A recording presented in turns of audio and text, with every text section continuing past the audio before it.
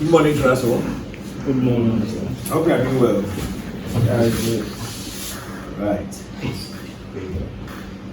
The salty coffee. My wish is that you may be loved to the point of madness. Andre Belton. Many waters cannot quench love. Rivers cannot wash it away.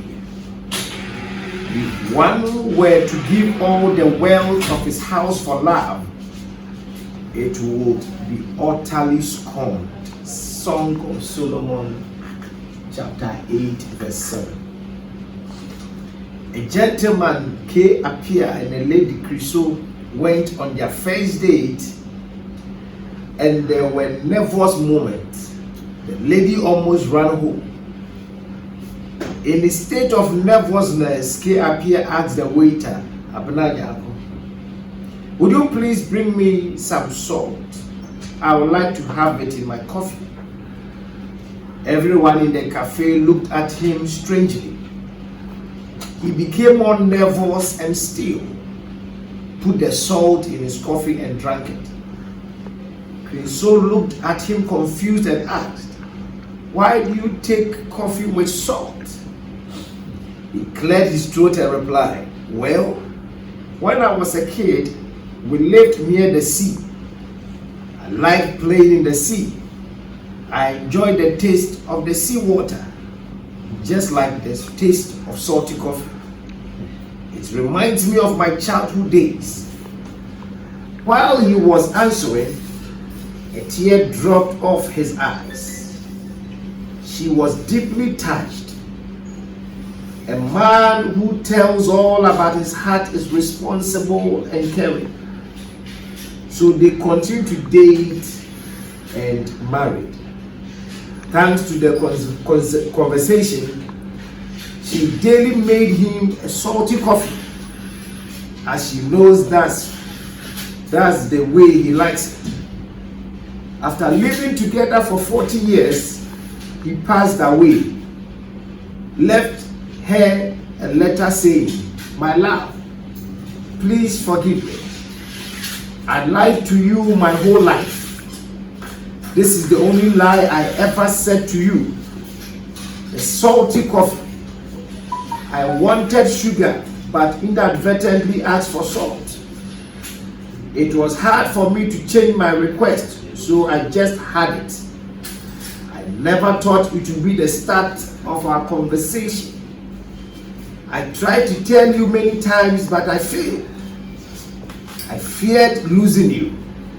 Now, on this dying bed, I have nothing to lose.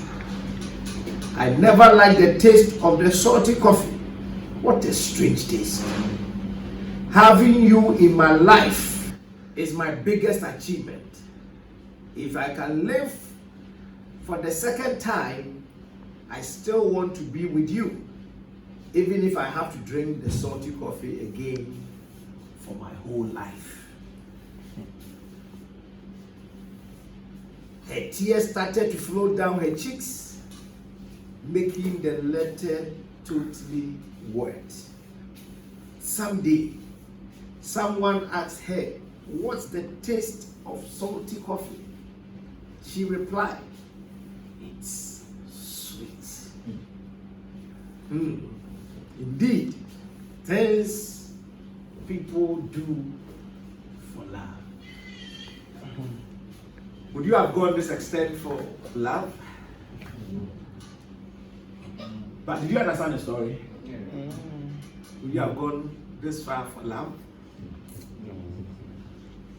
Boss, would you have gone this far for love? Drinking coffee with salt for 40 solid years, simply because he was not ready to lose the lady. This is how far people go. Jesus Christ did this for us, demonstrating his love.